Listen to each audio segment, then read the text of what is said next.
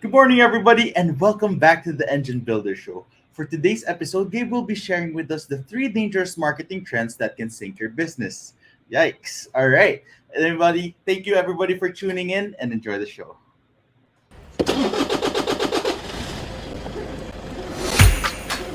Good morning, everybody. There was always a ton to learn.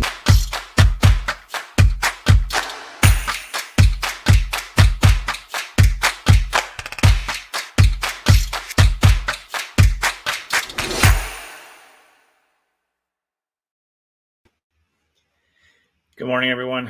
Hope you're doing well and hope you had an excellent weekend, and a good start to the week here. And just like Jethro said, I want to talk to you about three trends that I've seen, unfortunately, be popular for quite some time, that if you can avoid will help you avoid sinking your business. And these marketing trends are things that I've seen over and over for the last decade. They recycle and resurface as something new. But if you're not careful, then it's really easy to be in a position where these things can be distractions. So the first thing is one of the biggest things that is always trendy. It just depends, depending on what spaces you're in, but there's always a new social media platform. Since social media came out quite a while ago, well over a decade ago now, there's always a new social media that people say you should be on. It doesn't matter what it is, but if you're constantly switching gears and thinking that you have to get on the latest platform in order to be significant or, have effective marketing, then if that's your sole strategy for getting on a new platform, then you're going to struggle and it's going to cost you time and money, and you're going to lose traction on platforms that hopefully you were being consistent on before. And so before you move, before you change strategies, I would encourage you to really, consider, why am I doing this? Can I prove that this is going to be worth my time? Do I have the time to go after this long term and be consistent? Because too often people, spray out little bits of their focus and attention on different platforms all over the place, and they wonder why they're not having impact. And in reality, it's because they just keep chasing the latest thing. So stay away from that. That's a dangerous trend. I see way too many people exhaust themselves for a short time instead of thinking, how do I show up and do this consistently for the long run? I've struggled with that before too. So it's something that I really watch for, and I try to make sure that everyone that's in my world hears about and is aware that jumping on the latest thing is only effective if you have a strategy and a plan of how you're going to show up consistently for the long run. So choose the social media platforms where your ideal customers are hanging out, where they're going to, hear from you naturally, and invest your time and effort there, and then expand when you have the discipline, the support, and, the consistency necessary to move on. Don't just chase whatever is new, because there's going to be new things coming out all the time. And there's, the big three are the big three for a reason still. And that could shift in the future, but Facebook, LinkedIn, and Instagram are probably, the biggest ones to be on or to think about, because, with billions of people on Facebook, odds are your target audience may be there.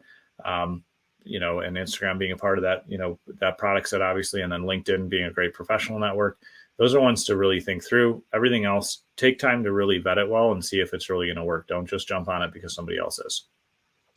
The second thing that's a dangerous trend that all of us fall into, I haven't fallen into this too. And I know last week we talked on the show about how metrics are not quite what we always think they are on social media, but it's important to understand, what are you measuring and why? So we don't want to chase vanity metrics instead of hard deliverables. And so if I was on a call with a client today and they specifically just needed brand reach for one of their campaigns, and so I said, that's going to be our focus. We are just going to make sure as many people in your audience demographic as possible see your brand and see who you are. That's our primary target. There are times where that type of branding is going to be effective and is going to help you move forward, and that should be the actual deliverable. Oftentimes, though, that's just a small part of your marketing mix, and you need a specific hard deliverable, like number of new contacts that joined your email list. You can market to them and sell to them later on.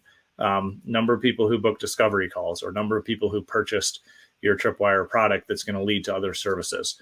Make sure that you're really looking at, what is the actual deliverable that I need from this marketing, instead of just allowing without any logic or intention, vanity metrics like, oh, we got this many views, we got this many clicks, instead of just allowing those things to drive what you're doing, make sure that you're clear on what the actual deliverable is that you want, because that way you can manage your team, you can manage a vendor you're working on, you can, go through a process that will allow you to keep reassessing and saying, what's our target? What's the result we want from this? And do we have all the actions, activities stacking up to make that happen?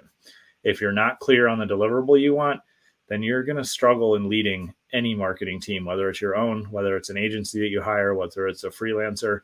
And too often, I see entrepreneurs come into marketing situations with no clarity on what they want to measure, how they're going to determine if it's successful. And really, as the entrepreneur, as the leader, as an owner of a business, you're the only one who can fully define, here's what success looks like.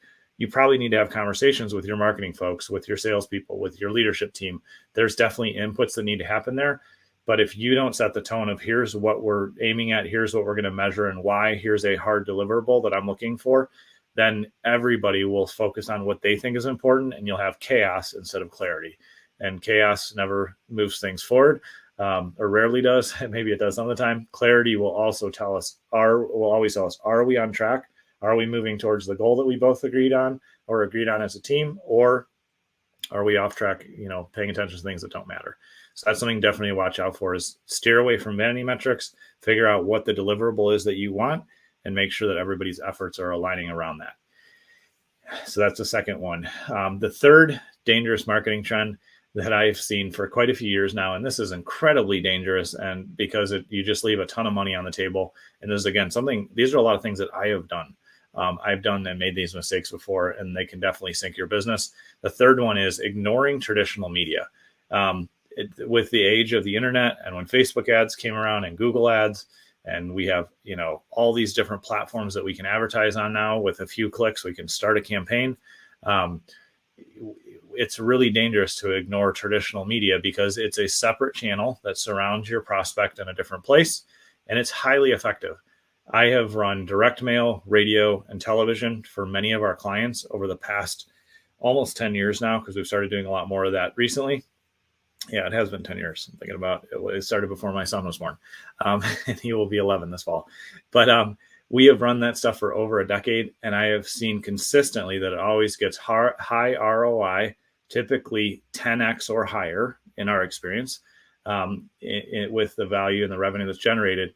And the cost of it has been dropping overall because people are focused on digital media. So the answer is not, should I do digital marketing or traditional media? The answer is, how do I integrate these two together? Because when you can show up, in somebody's actual mailbox and in their email inbox, and they see you on Facebook, and, they hear you on their favorite podcast or radio station that they listen to, then you have brand presence surrounding your prospect, and it gives you those multiple impressions that you need to build trust. Because the wall for somebody to come and buy from us or engage with our services is almost always a wall of trust before cost, time, and everything else. We have to get people to trust who we are and how we're going to show up and how we're going to serve them before we dive in and do business. And so using an additional powerful channel from a traditional media channel, again, like direct mail, television, radio, a couple other forms, outdoor advertising, things like that. When you're consistent with those, you are playing a bigger game, and you're playing the long game, and you're going to get results that will beat competitors who are solely relying on digital. Plus, the advantage of having using traditional media is you can physically send somebody something that could sit on their desk. So like, I send my book out, Atomic Words, which you can get at atomicwords.com. I send that out to influencers and people that I want to be a part of promoting it. It's a small marketing campaign that we run, but it's one that we do on an ongoing basis. And when people physically have something on their desk in their home, you have incredible brand presence compared to just something digital where they can swipe past it or ignore it. So those are the three dangerous trends to avoid. Just to recap, don't worry about jumping on the latest social media platform unless you have a strategy of discipline and you have the ability to be consistent for the long run, because that's what wins in the long run, of course. The second thing is, don't measure vanity metrics instead of measuring the hard deliverables that you need, like number of leads, number of appointments, number of sales of units. Like, make sure you have a clear deliverable that you're tracking. And then the third thing is make sure that you're not ignoring traditional media. If you do that, you're going to struggle, and you don't have to. So if you need help with building an effective marketing strategy that's going to help you grow for the long run, we help our clients build strategic 12-month holistic marketing plans that really evaluate where you are, where you want to go, and all the possibilities as far as marketing channels that will be effective. You can reach out at businessmarketingengine.com, and I look forward to seeing you on tomorrow's show.